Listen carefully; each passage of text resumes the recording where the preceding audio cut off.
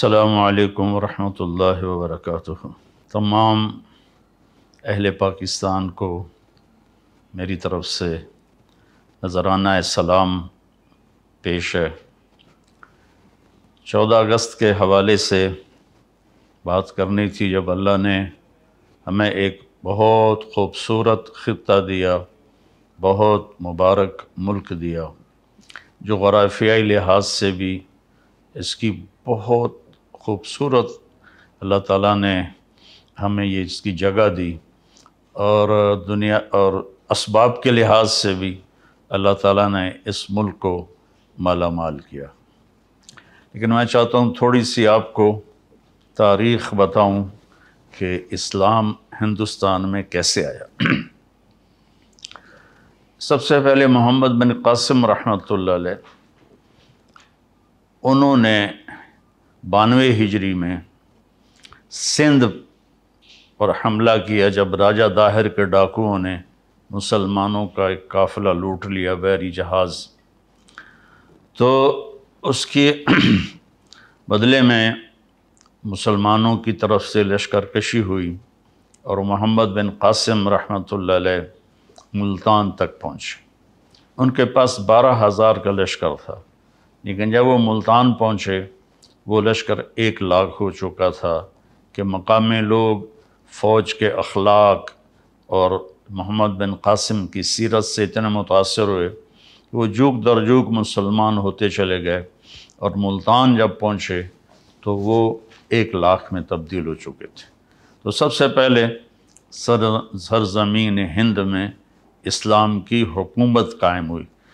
ادھر ہندوستان کے ساحلی علاقوں پر تاجروں کی وجہ سے اسلام پھیل چکا تھا، لیکن باقاعدہ جو حکومت قائم ہوئی وہ سندھ میں ہوئی۔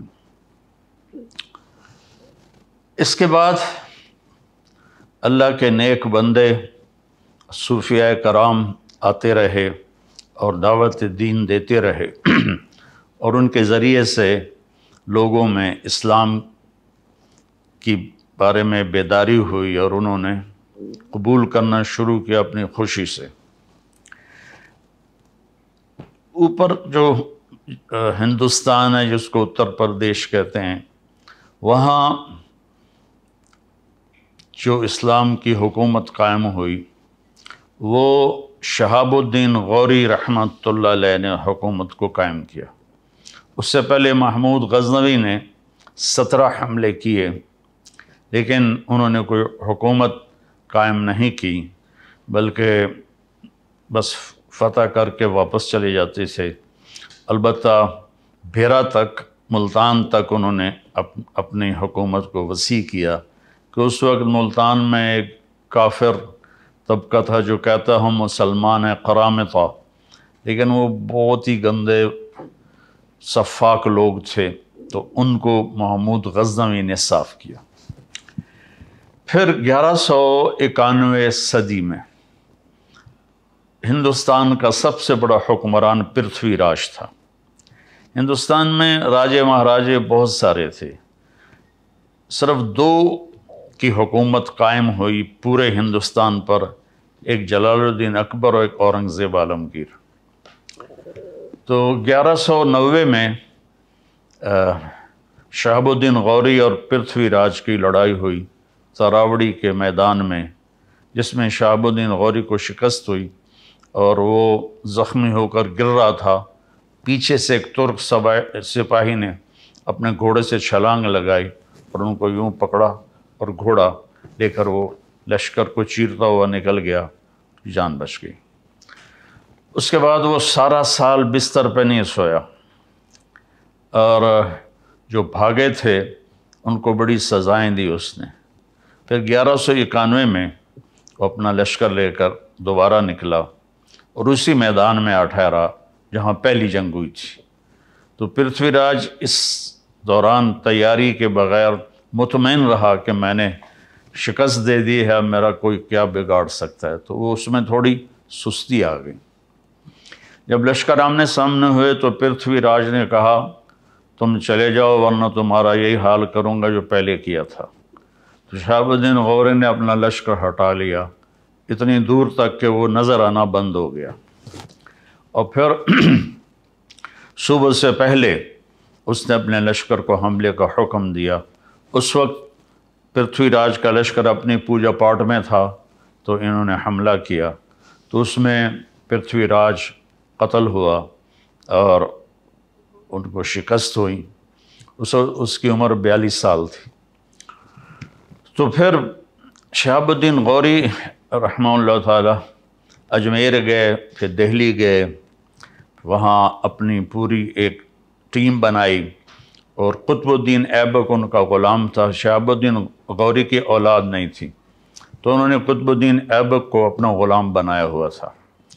تو انہوں نے اپنا پایا تخت لاہور بنایا، اور دہلی میں التمش تھا ان کا غلام، اس کو بٹھایا، اور ملتان میں ناصر الدین قباشہ تھا، اس کو بٹھایا۔ شہاب الدین غوری واپس افغانستان جا رہے تھے، راستے میں چکوال کے قریب رات میں وہاں کے مقامی لوگ گکھڑ تھے، انہوں نے حملہ کیا، اور اس میں شہاب الدین غوری شہید ہو گئے۔ تو قطب الدین بھی کوئی زیادہ حکومت نہیں کر سکے، 4 سال حکومت کی، اور ان کا انتقال ہو گیا۔ میں جب لاہور پڑھتا تھا سینٹرل ماڈل اسکول، تو انارگلی کے پیچھے ایک گلی تھی، وہاں سے گزرتے تو ایک قبر جس میں محلے والے کوڑا پھینکتے تھے، وہ قبر ہوتی تھی۔ تو ایک دفعہ غور سے پڑھا تو وہ قطب الدین ایبک کی قبر تھی۔ پھر ضیاء الحق مرحوم نے اسے وسیع کیا اور مکان خرید کے ڈھا کے بڑا اچھا خوبصورت ان کا مقبرہ بنایا۔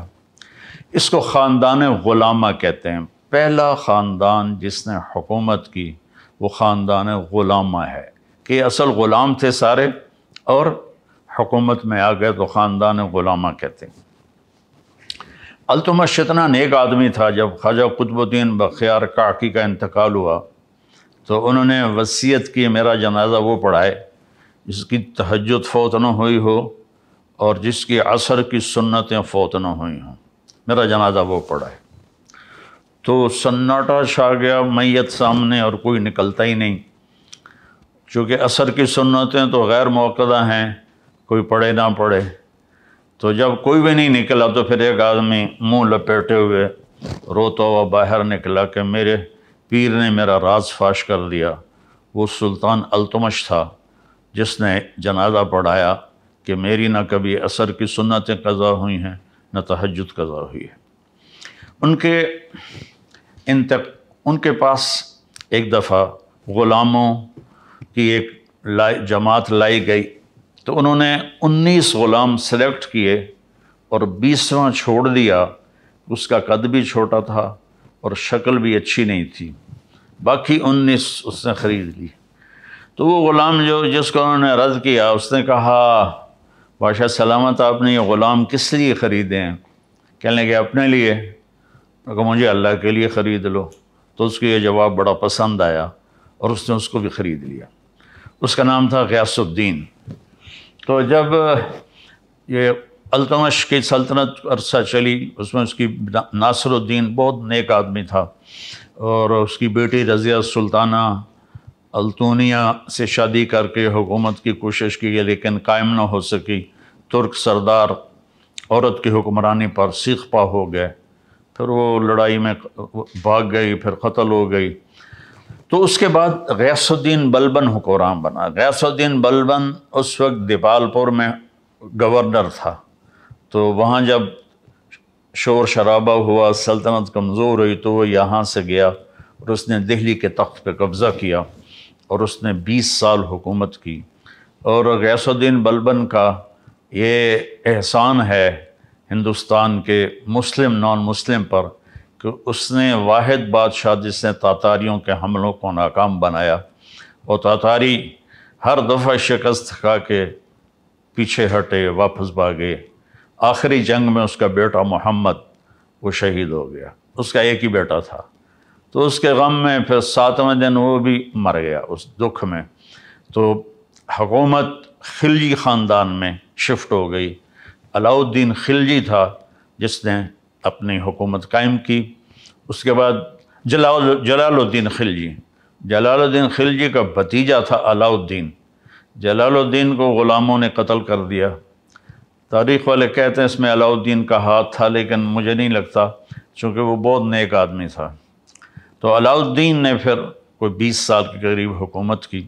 وہ بھیس بدل کے بازاروں میں پھرتا تھا اور چیزوں کے بھاؤ دیکھتا تھا، لوگوں کے حال پوچھتا تھا۔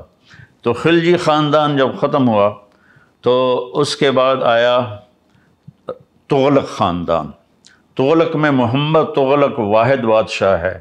وہ تھا صرف پھرا، چھوٹی چھوٹی بات پہ قتل کرا دیتا، لیکن وہ واحد بادشاہ ہے جس نے علماء کو کہا خانقاہوں سے نکلو، مسجدوں سے نکلو اور جا کر اسلام کی تبلیغ کرو، تم بیٹھ کے کھاتے رہتے ہو۔ تو اس نے دعوت اسلام شروع کروائی محمد تغلق نے۔ تو تغلق کے دور میں 1398 میں وہ بدماش تیمور آیا، جو ادھر سے کلات کے راستے سے آیا، ملتان کو تباہ کیا۔ یہ میرا چھوٹا سا قصبہ تو لمبا ہے، اس کی اینٹ سے اینٹ بجا دی۔ پھر وہاں سے وہ بٹھنڈا کی طرف نکلا، اسے تباہ کیا۔ بٹھنڈا سے دہلی پہنچا، اسے تباہ و برباد کر دیا۔ وہ اس کی عادت تھی، وہ پہلے دن جب لشکر گھیرا ڈالتا تھا نا شہر کا، تو سفید جھنڈا لہراتا تھا۔ اس کا مطلب تھا کہ ہم سے صلح کر لو، ہم سے تمہارا مال لوٹیں گے، تمہیں کچھ نہیں کہیں گے۔ اگر وہ اس پہ نہیں آتے تو دوسرے دن وہ سرخ جھنڈا لہراتا تھا کہ میں صرف فوجیوں کو قتل کروں گا، عوام کو کچھ نہیں کہوں گا، تم ہتھیار ڈال دو۔ تیسرے دن وہ کالا جھنڈا لہراتا تھا کہ اب میں نہ کوئی بچہ چھوڑوں گا، نہ کوئی بچی، نہ عورت، نہ مرد۔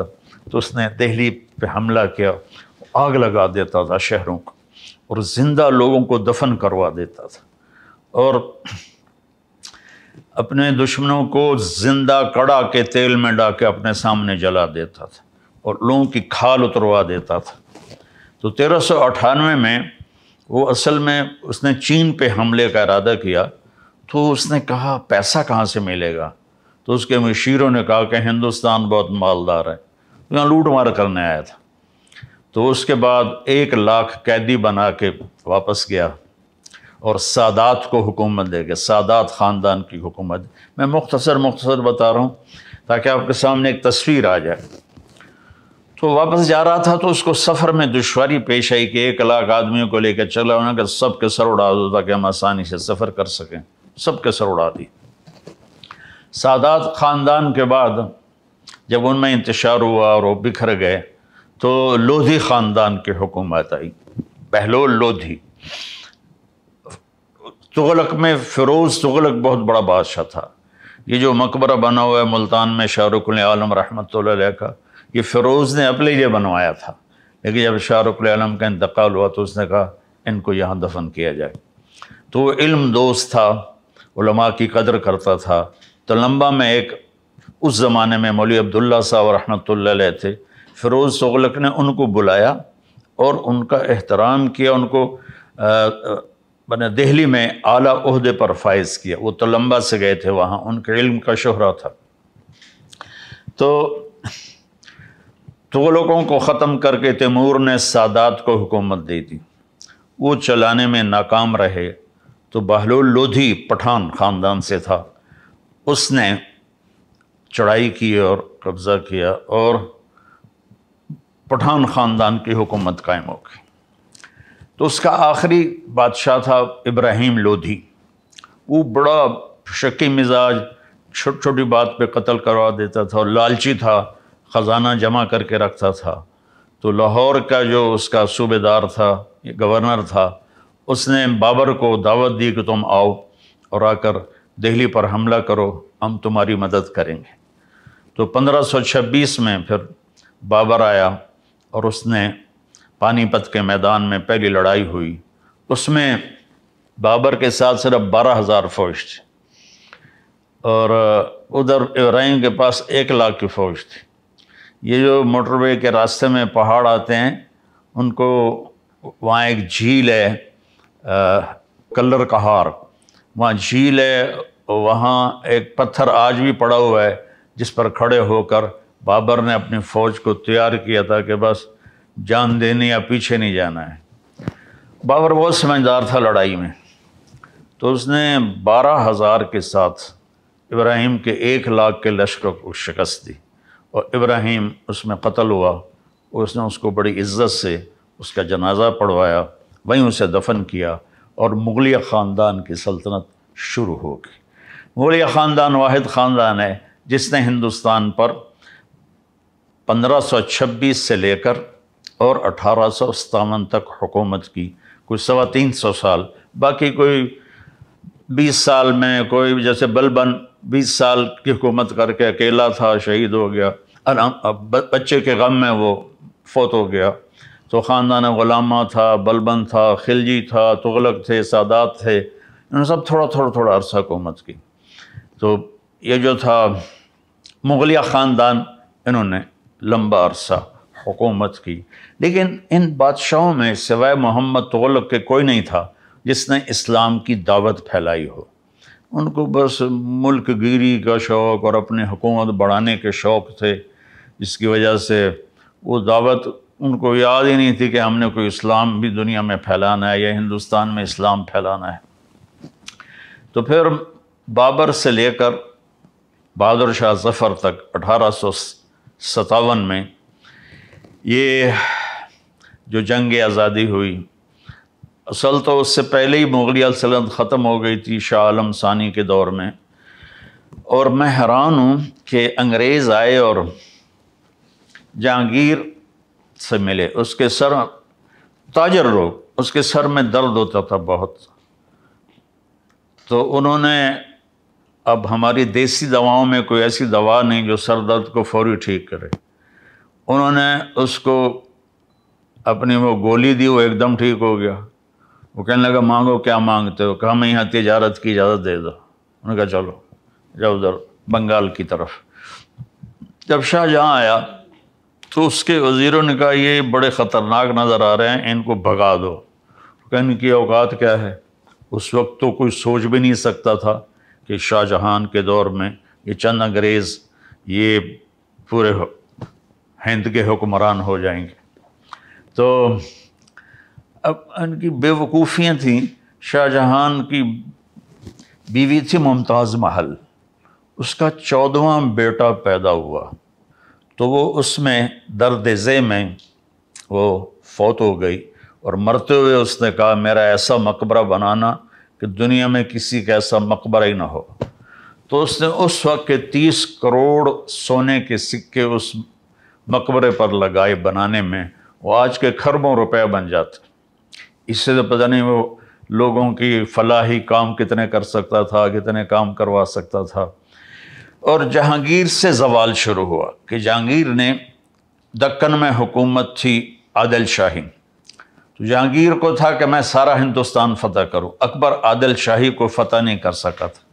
تو جہانگیر وہاں 25 سال وہاں بیٹھا رہا اور دہلی کا پایا تخت چھوڑ دیا، وہیں اس کی موت ہوئی، وہیں اس کی قبر بنی، ویران قبر ہے، کوئی جاتا ہی نہیں ہے، کسی کو پتہ ہی نہیں ہے کہ عالمگیر ہے جس نے 50 برس ہندوستان پہ حکومت کی۔ اس کے بعد زوال شروع ہو گیا، اور آہستہ آہستہ آہستہ آہستہ آہستہ آہستہ ادھر 1757 میں انگریزوں نے سراج الدولہ کو شکست دی۔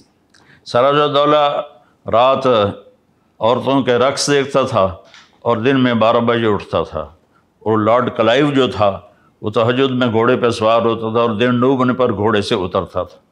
تو ایسے لوگ کہاں کامیاب ہو سکتے ہیں؟ تو اس نے صرف 3000 کے لشکر کے ساتھ 50,000 کے لشکر کو شکست دی، اس میں میر جعفر ساتھ مل گیا تھا۔ 1757 میں، اور مزے کی بات یہ ہے کہ اس نے جو لیے فوجی وہ ہندو فوجی تھے، یعنی کوئی ہندو کوئی مسلمان، ہندوستان کی فوج سے ہندوستان کو فتح کیا۔ انگریز تو بہت تھوڑے سے تھے، تو انہوں نے ان کو منظم کیا، اور اس وقت وہ ایڈوانس ہو چکے تھے، توپ خانہ تھا، تو وہ ان کی توپوں نے لشکر میں تباہی مچا دی سراج الدولہ کے۔ تو پھر جو آخری امید تھی ہندوستان میں اسلامی حکومت کو، ٹیپو سلطان تھے، وہ 1831 میں شہید ہو گئے لڑائی میں۔ اور یعنی دکھ کی بات ہے کہ اس لڑائی میں نظام حیدرآباد دکن کا جو نظام تھا وہ انگریزوں کے ساتھ اپنی فوج لے کر سلطان ٹیپو پہ حملہ کرنے آیا تھا، تو وہ اللہ اس کی درجات بلند فرمانے کا، شیر کی ایک دن کی زندگی گیدڑ کی 100 سالہ زندگی سے بہتر ہے۔ اس کو ایک اسکاٹ لینڈ کا سپاہی تھا، اس نے قتل کیا تھا، اس کا مجسمہ اب بھی وہاں ایڈنبرا میں بنا ہوا ہے۔ تو اس وقت وہ جنرل ہنگسر، یہ ہیری تھا، مجھے نام میں شک پڑ رہا ہے، اس نے کہا اب ہندوستان ہمارا ہے، اس 1831 میں۔ اور پھر وہ شاہ عالم ثانی کے دور میں دہلی پر آ گئے، اور شاہ عالم ثانی کی حکومت صرف محل میں تھی اور قلعے میں تھی۔ 1857 کی جنگ آزادی ہوئی، وہ ایک غدر تھا، اور اس میں انہوں نے بہت ظلم کیے، اور کوئی منظم نہیں تھا، کسی قسم کی کوئی ترتیب نہیں تھی، تو انہوں نے دلی میں لوٹ مار مچا دی۔ تو ایسے کہاں لڑ سکتے تھے؟ تو پھر انگریز آئے اور انہوں نے دوبارہ اس پر قبضہ کیا، اور 1857 سے لے کر 1947 تک انگریز حکمران آئے، اور انہوں نے اپنے نظام تعلیم جاری کیا۔ یہاں جو بھی تبدیلیاں لے کر آئے وہ بعد میں ہندوستان والے، پاکستان والوں کے لیے بڑی مفید ثابت ہوئیں۔ تو 1947 تو علامہ اقبال رحمۃ اللہ علیہ نے سب سے پہلے تصور پیش کیا کہ ہمارے لیے ایک الگ ملک ہونا چاہیے جس میں مسلمان اپنے طرز اسلام پر زندگی گزار سکیں۔ تو اللہ تعالیٰ درجہ بلند فرمائے قائد اعظم رحمۃ اللہ علیہ کے، وہ اس وقت مسلم لیگ کی بنیاد رکھی گئی 1940 میں، یا شاید اس سے پہلے 1940 میں تھی، لیکن وہ بری طرح ہار گئے۔ لیکن انہوں نے ہمت نہیں ہاری، اور پھر دوبارہ لگ گئے۔ اور تو اکثر علماء کا یہ تھا ذہن کہ الگ ملک نہیں بننا چاہیے، بہت قتل عام ہوگا۔ لیکن مولانا شبیر احمد عثمانی رحمۃ اللہ علیہ، اور مولانا ظفر احمد عثمانی رحمۃ اللہ علیہ، اور مولانا اشرف علی تھانوی رحمۃ اللہ علیہ، ان کا ذہن یہ تھا کہ الگ ملک ہونا چاہیے، چونکہ مسلم اور غیر مسلم کی ترجیحات ایک نہیں ہیں، تو یہ کٹھے چل نہیں سکیں گے، اور یہ بات ان کی بہت درست تھی۔ اللہ تعالیٰ نے اپنا فضل فرمایا اور ان کی محنت۔ دوسرا 1941 میں جو جنگ عظیم ہوئی دوسری، اس میں برطانیہ ٹوٹ کے رہ گیا اور اس کی ساری طاقت ختم ہو گئی، اور اس کے ملک جس پر قبضہ تھا، ایک دور تھا انگریز کی سلطنت میں سورج نہیں ڈوبتا تھا، اور پھر کیا ہوا کہ آہستہ آہستہ سارے ملک نکلتے گئے۔ تو انہوں نے دیکھا کہ اب ہم انڈیا پہ حکومت قائم نہیں کر سکتے، اور ادھر سے تحریکیں بڑھتی گئیں۔ پاکستان کا مطلب کیا، لا الہ الا اللہ، یہ نعرے پورے ہندوستان میں گونج رہے تھے۔ پاکستان کا مطلب کیا، لا الہ الا اللہ۔ ہمارے بڑوں نے تو لا الہ الا اللہ کی بنیاد پر بنایا تھا، اللہ کرے گا کبھی آ جائے گا اس بنیاد پر۔ تو 1947 میں پھر اللہ تعالیٰ نے ایسی رات عطا فرمائی، رمضان 27 شب لیلۃ القدر پاکستان کے وجود میں آنے کا اعلان ہوا۔ یہ اتفاقاً نہیں تھا، یہ اس اللہ کا انتخاب تھا کہ اس مبارک رات میں مجھے اس ملک کو وجود دینا ہے۔ تو اس کے اعلان کے بعد پھر بہت تکلیف دیکھنی پڑی، لیکن آزادی کے لیے تکلیفیں تو جھیلنی پڑتی ہیں۔ تو لٹے پٹے قافلے پہنچتے تھے، پوری گاڑی میں ایک زندہ نہیں ہوتا تھا، سب کی لاشیں پڑی ہوتی تھیں۔ کچھ 6 لاکھ کے قریب لوگ شہید ہوئے۔ میرے والد صاحب رحمۃ اللہ علیہ کے ایک تھے عبدالقدوس صاحب، وہ جلندھر کے تھے، وہ کبھی کبھی آتے تھے ابا جی سے ملنے، وہ سہیوال جو سرگودے والا وہاں رہتے تھے۔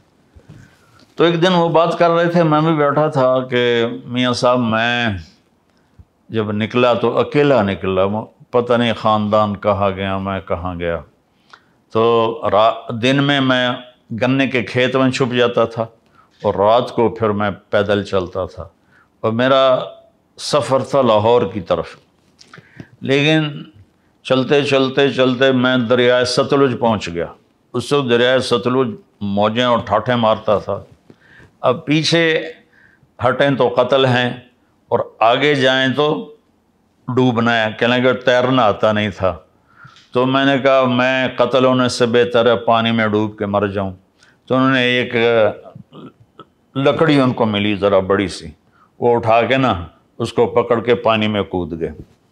کہنے لگے جب میں تھوڑا سا آگے گیا تو سارا دریا لاشوں سے بہہ کے چل رہا تھا، پانی نظر ہی نہیں آ رہا تھا، لاشیں ہی لاشیں تھیں اور نیچے پانی تھا، لاشیں اوپر تھیں۔ تو میں لکڑی کے تو میں زندگی بھی تھی، لکڑی کی برکت سے چلتے چلتے چلتے دریا ستلج کا کنارہ دوسرا آ گیا تو وہ پاکستان تھا، تو اس طرح میری جان بچی اور میں پہنچا۔ تو یہ ایک بہت بڑی قیمت تھی جو دینی پڑی۔ اللہ تعالیٰ قائد اعظم رحمۃ اللہ علیہ کی قبر کو روشن فرمائے، احسان عظیم کی امت پر، انتہائی دیانتدار، انتہائی سچے، انتہائی کھرے۔ تو ایک دفعہ مولانا شبیر احمد عثمانی رحمۃ اللہ علیہ سے کسی نے پوچھا آپ نے قائد اعظم کا جنازہ کیوں پڑھایا؟ کہنے لگے جنازے سے چند دن پہلے میں نے خواب دیکھا اللہ کے نبی کھڑے ہیں اور ساتھ قائد اعظم ہیں، اور اللہ کے نبی فرماتے ہیں یہ ہمارا مجاہد ہے، تھپکی دیتے ہیں اور کہتے ہیں یہ ہمارا مجاہد ہے۔ تو کہا میں نے اس لیے ان کا جنازہ پڑھایا۔ اور ایک دفعہ میں نے خواب میں دیکھا تو میں نے پوچھا آپ کا کیا حال ہے؟ کہنے لگے میں بڑی راحت میں ہوں، میں بڑی راحت میں ہوں۔ تو پھر انہوں نے نا اپنی 2 انگلیاں میری طرف کی کہ یہ چوس لو۔ تو میں تھوڑا ڈرا کہ پتہ نہیں کیا ہے کیا نہیں۔ کہنے لگے ڈرو نہیں بیٹا، یہ چوس لو، اللہ تجھ سے 3 کا کام لے گا۔ وہ 2 انگلیاں اس میں منہ میں ڈالی تو اس میں سے گاڑھا میٹھا شہد نکل کے میرے منہ میں آنا شروع ہوا۔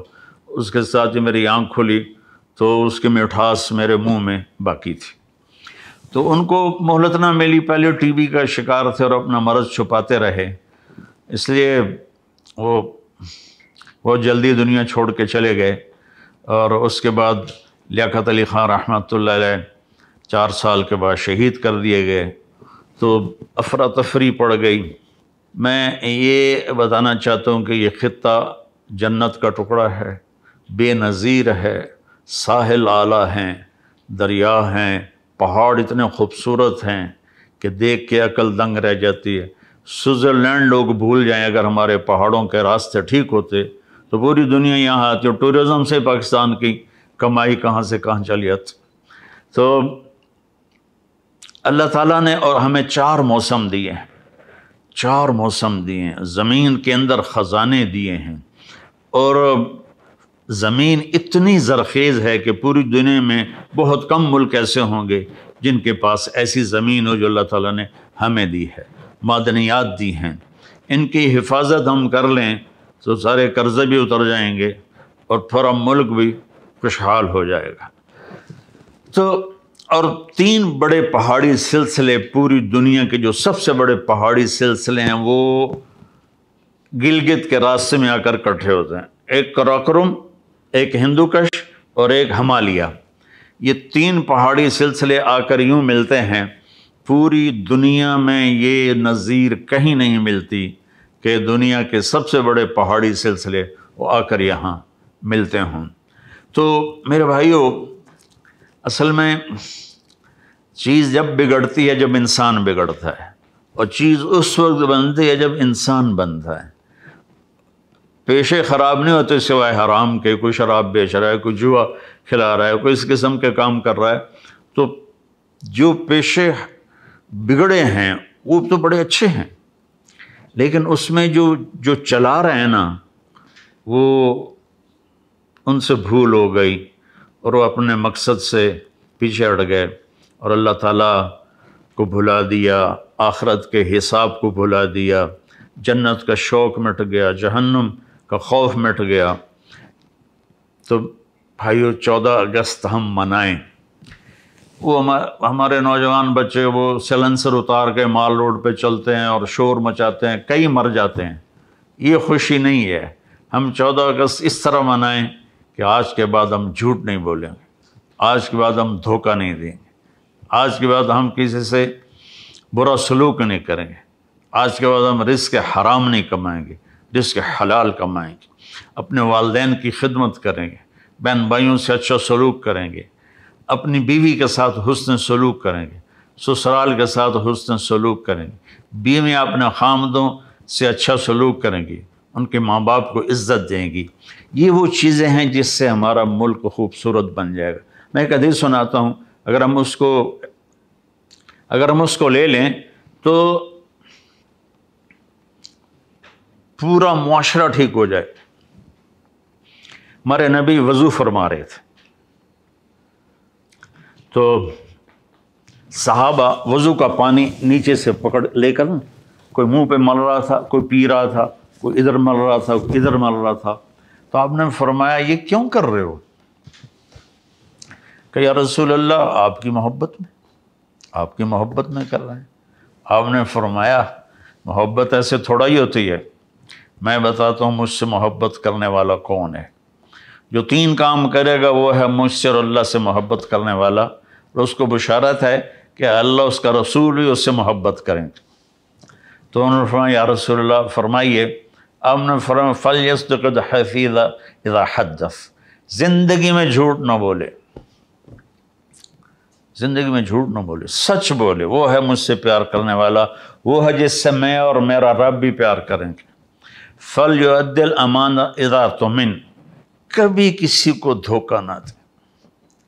حضرت عمر رضی اللہ تعالیٰ عنہ کا فرمان ہے کہ لوگو لا یغرنکم تنطنۃ الرجل باللیل فی صلاتہ ان الرجل من ادى الامانۃ اذا اؤتمن ومن سلم المسلمون من لسانہ ویدہ، کہ لوگوں کسی کو تہجد میں دیکھو بڑی آہیں بھر رہا ہے اور بڑا رو رہا ہے، سجدے میں اس کے آنسو نکل رہے ہیں اور قیام میں اس کے آنسو نکل رہے ہیں، تو یہ تمہیں دھوکہ نہ لگے، ایک بڑی وڈی سرکار ہے۔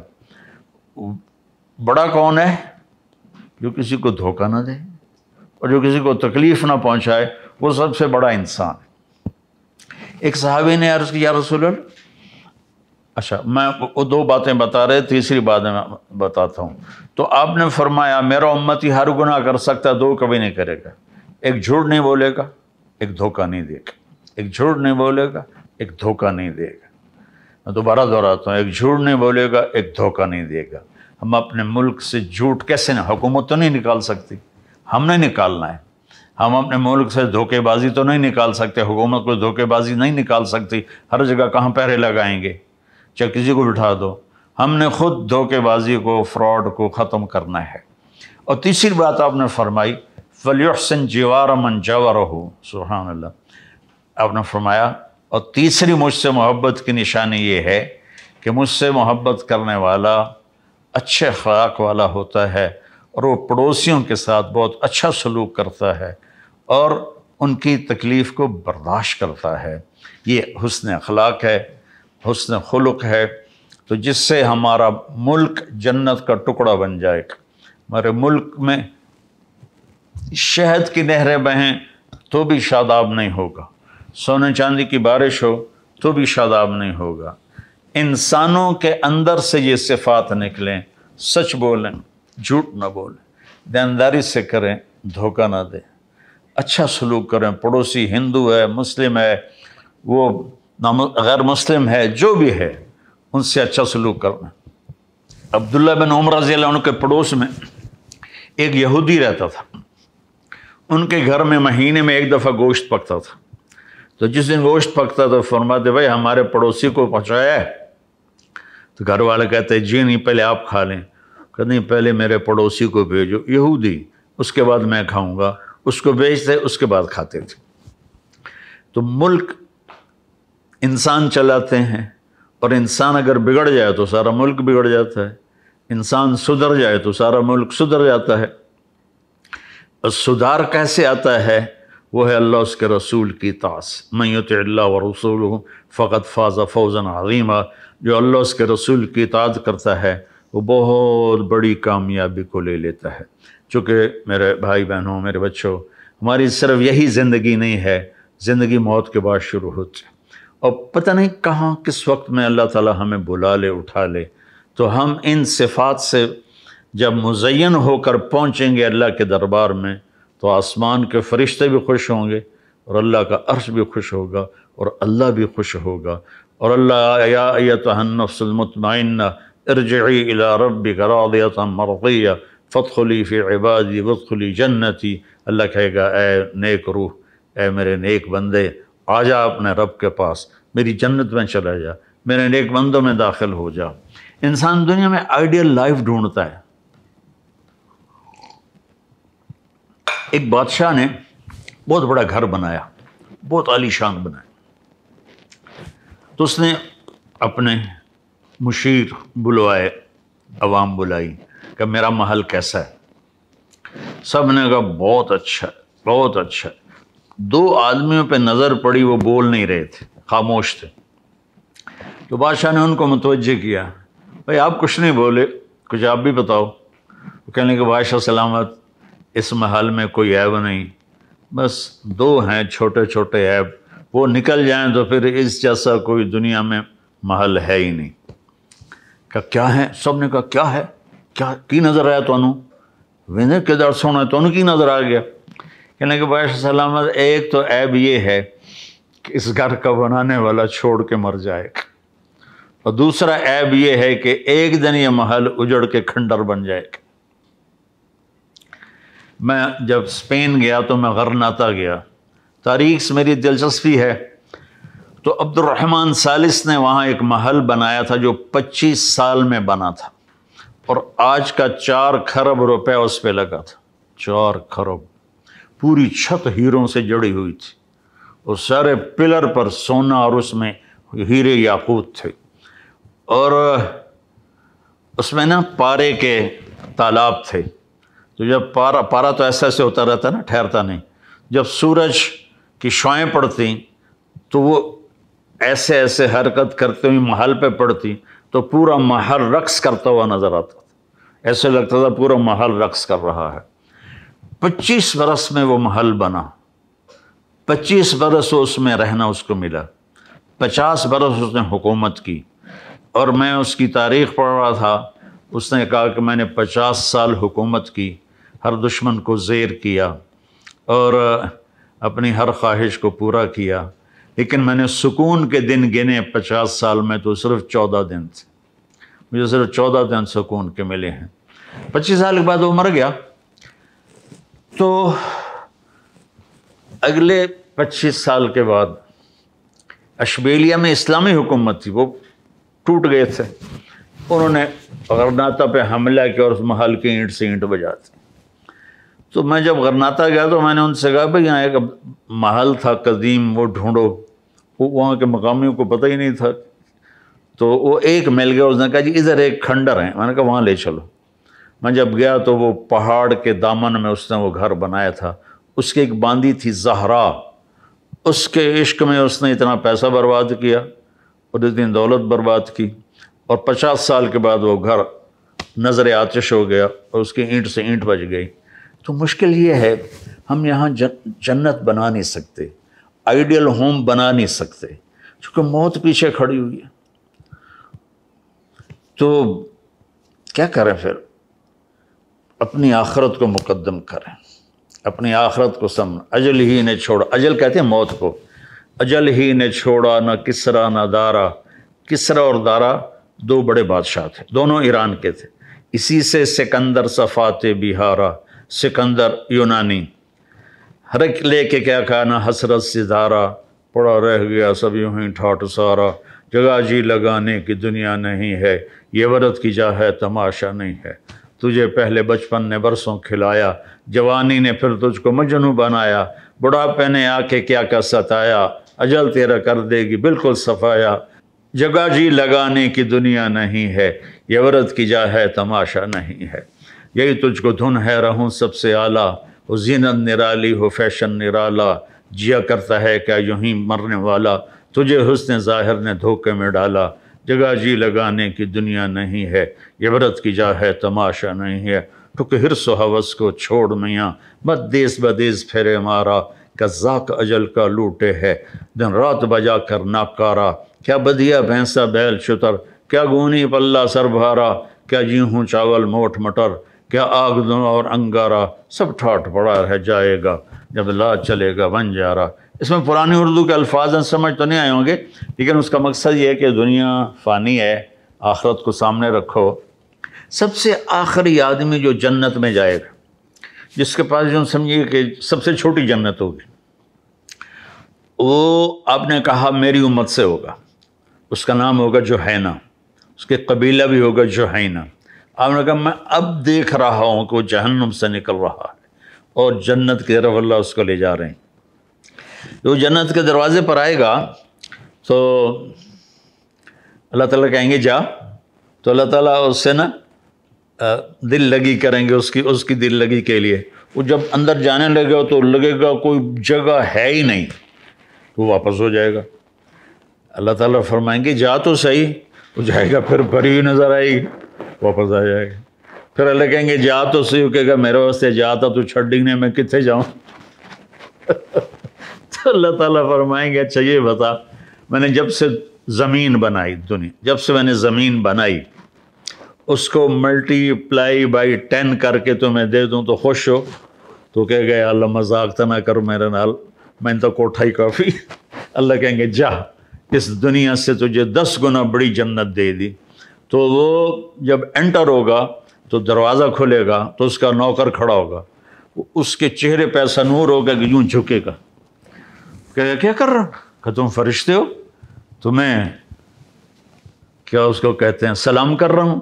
وہ کہے گا میں فرشتہ نہیں، میں آپ کا نوکر ہوں، اور میرے جیسے اور 70,000 80,000 آپ کے نوکر ہیں۔ اچھا کتنے ان کا آگاں تو ٹور آگے ٹورے گا، ایک اور نور کی چمک اٹھے گی تو وہ سجدے میں گر جائے گا۔ وہ کہا آقا یہ کیا کر رہے ہو، کس کو سجدہ کر رہے ہو؟ یہ جو نور کی چمک ہے یہ اللہ کی نور کی چمک نہیں ہے، میں اللہ کو سجدہ کر رہا ہوں۔ وہ کہے گا اللہ کے نور کی چمک نہیں ہے، آپ کے محل کی چمک ہے جو آپ کے اوپر پڑ رہی ہے۔ پھر جب وہ آگے جائے گا تو 80,000 نوکر اس کا استقبال کریں، گاڈ آف آنر، کہیں گے امان سیدنا النظور، ہمارے آقا سارے جنت والے جنت میں آ گئے، آپ کدھر رہ گئے تھے، اتنی دیر لگا دی؟ وہ کہے گا شکر کرو میں آ گیا، میں نے بڑے لیے ترپین، اللہ نے معاف کیتا تو میں آیا، میری بڑا برا حال ہویا۔ تو 80,000 نوکر اس کے ساتھ چلیں گے، اور اس کو آگے جا کر بہت بڑا خوبصورت میدان ہوگا، اس میں ایک تخت ہوگا، وہاں بٹھائیں گے۔ تو وہ کہے گا اے سارا کچھ کہندا ہے؟ کہیں گے سارا کچھ آپ کا ہے۔ اچھا؟ پھر وہ کہیں گے بھائی ہمارے آقا جہنم سے آئے ہیں، بھوکے بھی ہیں، پیسے بھی ہیں، کھلاؤ بھائی، پلاؤ بھائی۔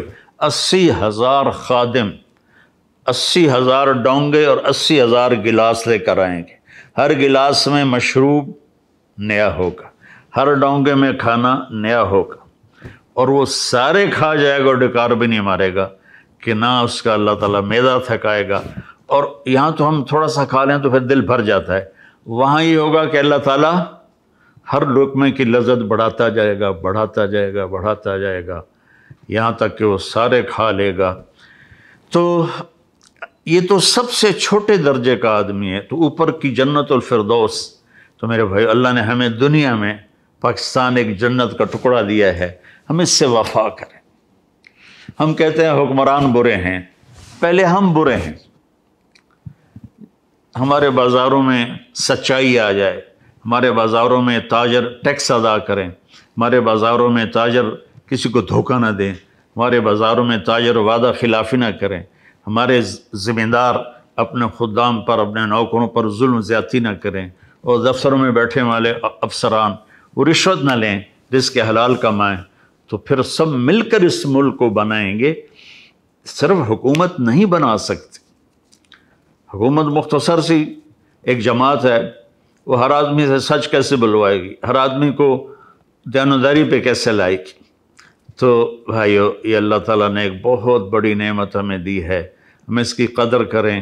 اس کی مٹی میں ہمارے ماں باپ دفن ہیں، ہمارے دادا پردادا دفن ہیں، ہم تو ویسے مائگریٹڈ نہیں ہیں، ہم تو مقامی تھے، تو ہمارے تو اب صدیوں سے ہمارے بزرگوں کی قبریں یہاں ہیں۔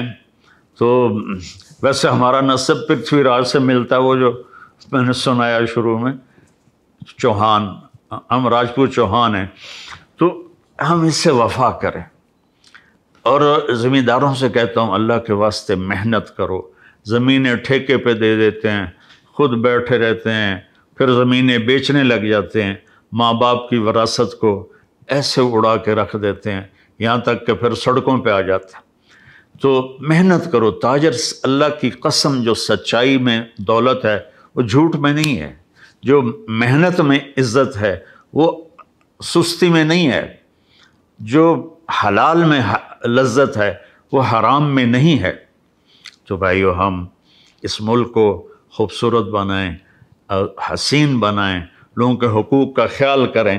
اب بتاؤ مثلا مجھے تھوڑی دیر پہلے کل ہی ایک خاتون کا فون آیا کہ میں جوانی میں بیوہ ہوگی، میرا ایک ہی بیٹا تھا، میں نے اس کے لیے اپنے آپ کو وقف کر دیا، لیکن اب وہ مجھے ایسا ذلیل کرتا ہے کہ میرا دل ٹکڑے ٹکڑے ہو جاتا ہے۔ اب یہاں کون سی حکومت آ کر یہ کام ٹھیک کرے گی؟ تو اور جب میرے نبی سے پوچھا گیا یا رسول اللہ قیامت کب آئے گی؟ آپ نے کہا اللہ کو پتہ ہے۔ انہوں نے کہا یا رسول اللہ کو نشانی بتائیں، تو آپ نے فرمایا جب بیٹیاں بھی ماؤں کو ذلیل کریں گی تو قیامت آ جائے گی۔ بیٹے تو ہوتے ہیں سرکش، جب بیٹیاں بھی سرکش ہو جائیں گی اور ماؤں کو ذلیل کریں گی تو اللہ تعالیٰ قیامت کا ڈنکا بجا دے گا۔ تو گھر میں کون سا پیرا لگے، اپنی تربیت، اپنا خیال۔ ہمارا مزاج بن گیا او اے کر رہا ہے، او اے کر رہا ہے، او اے کر رہا ہے، ادھر نہیں، ہم ادھر آ جائیں۔ میں کیا کرتا ہوں، وہ جو اللہ تعالیٰ مغفرت فرمایا علامہ اقبال رحمۃ اللہ علیہ کی، ایسا شاعر زندگی میں نہیں آیا کوئی، تو وہ کہتے ہیں تجھے کیوں فکر ہے اے گل دلے صد چاک بلبل کی، تو اپنے پیرہن کے چاک تو پہلے رفو کر لے، اپنے من میں ڈوب کر پا جا سراغ زندگی۔ اور سلطان بابا فرماتے ہیں دل دریا سمندروں ڈوگے، کون دلا دیاں جاڑے ہوں، وچے بیڑے وچے جھیڑے وچے ونج مہانے ہو۔ تو نوجوان اپنے ماں باپ کی قدر کریں، اپنے ماں باپ کو عزت دیں، ان سے محبت کریں۔ ماں باپ سے کہتا ہوں اولاد کو عزت دیں، محبت دیتے ہیں، عزت نہیں دیتے، جس سے ماں باپ اور اولاد میں فاصلہ پیدا ہو جاتا ہے۔ محبت تو فطری ہوتی ہے، لیکن عزت دینا مشکل ہو جاتا ہے کہ میں اپنی اولاد کو عزت دوں۔ ہم ان کو عزت دیں گے وہ ہمارے قریب آ جائیں گے، ہمارے لیے ہمارے بازو بنیں گے۔ ایسی خاوند اور بیوی، سب سے بڑا جو شیطان خوش ہوتا ہے وہ اس پر خوش ہوتا ہے کہ خاوند اور بیوی میں جھگڑا ہو جائے۔ اللہ تعالیٰ صلح پر اتنا خوش ہوتا ہے، خاوند بیوی لڑ پڑیں، صلح کر لیں، ان کے پچھلے سارے گناہ معاف ہو جاتے ہیں۔ میرے بھائی بہنوں، ہم 14 اگست ایسے منائیں کہ بھائی ہم نے جھوٹ نہیں بولنا، ہم نے دھوکہ نہیں دینا، ہم نے فراڈ نہیں کرنا، ہم نے حرام نہیں کھانا، ہم نے ماں باپ کو تنگ نہیں کرنا، ہم ان کی فرمانبرداری کریں گے، بیوی خاوند کی خدمت کرے، خاوند بیوی کو عزت دے۔ تو بازار میں بیٹھو تو سچ، صادق اور امین، میرے نبی جو ہائی لائٹ ہوئے صفتوں میں 2، صادق امین، سچے دیانتدار۔ پورے اسلام کو اگر آپ مجھ سے پوچھیں کہ مولوی صاحب پورا اسلام 2 لفظوں میں بتاؤ تو سچائی اور دیانتداری ہے۔ اور ساری دنیا کے ظلمتوں کو، ساری دنیا کی اندھیریوں کو 2 لفظوں میں بتاؤ تو جھوٹ اور دھوکے بازی ہے، جھوٹ اور دھوکے بازی ہے، جھوٹ اور فراڈ ہے۔ بھائیو، اس ملک کی عزت ہماری عزت ہے، اس ملک کی عظمت ہماری عظمت ہے۔ آپ دیکھتے نہیں دنیا کی واحد پاک اسلامی سلطنت ہے جس کو اللہ تعالیٰ نے نیوکلیئر پاور بنا دیا۔ یہ کتنا عظیم شان کام اللہ تعالیٰ نے کروایا ہے۔ تو اللہ نے اتنا ٹیلنٹ رکھا ہے ہماری نسل میں اور ہمارے نوجوانوں میں کہ اتنی غربت کے بعد اور اتنے ہر قسم کے دھوکے بازی کے بعد اللہ تعالیٰ نے اس کو ایک عالمی طاقت بنایا، اور اللہ تعالیٰ نے اس کو نیوکلیئر پاور بنایا، اور اللہ تعالیٰ نے اس کی عزت کو بحال کیا، وقار کو بلند کیا۔ افواج پاکستان دنیا کی بہترین فوج، دنیا کی بہترین فوج ہے۔ ہمارے پورے ملک میں ایک ہی ادارہ ہے جو بہت خوبصورتی سے چل رہا ہے، باقی تو گڑبڑ زیادہ ہے اور صحیح تھوڑا ہے، لیکن اللہ ہمارے ان سپاہیوں کو اور ہمارے ان فوج کے افسران کو، سپاہی سے لے کر چیف آف آرمی اسٹاف تک، اور سپاہی سے لے کر air marshal, air chief marshal تک، یہ سب، اور ایسے ہی بحریہ والے ہمارے بڑا قیمتی سرمایہ ہیں۔ تو اللہ تعالیٰ نے ہمیں عزت دی ہے، ہمیں عزت کو بحال کریں، چونکہ جب فساد بڑھ جاتا ہے، گناہ بڑھ جاتے ہیں، پھر اللہ کی پکڑ آ جاتی ہے۔ تو اللہ تعالیٰ ہمیں عمل کی توفیق بخشے۔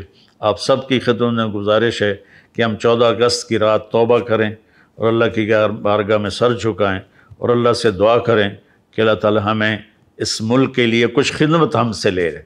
جب ہم دنیا سے جا رہے ہوں تو لوگ بھی ہم پہ راضی ہوں اور اللہ بھی ہم پہ راضی ہو، اور اللہ کا نبی ہمیں گلے سے لگائے، ہمارا ماتھا چومیں، کیا میرا امتی، تو نے مجھے خوش کر دیا۔ ایسے ہی مستورات سے کہتا ہوں، جوان بچیوں سے کہتا ہوں کہ اپنے ماں باپ کی خدمت کرو، اپنے ماں باپ کو عزت دو، اور اپنے آپ کو حیا سے مزین کرو۔ یہ سب سے خوبصورت زندگی ہے۔ اللہ تعالیٰ مجھے اور آپ کو عمل کی توفیق بخشے۔ السلام علیکم ورحمۃ اللہ۔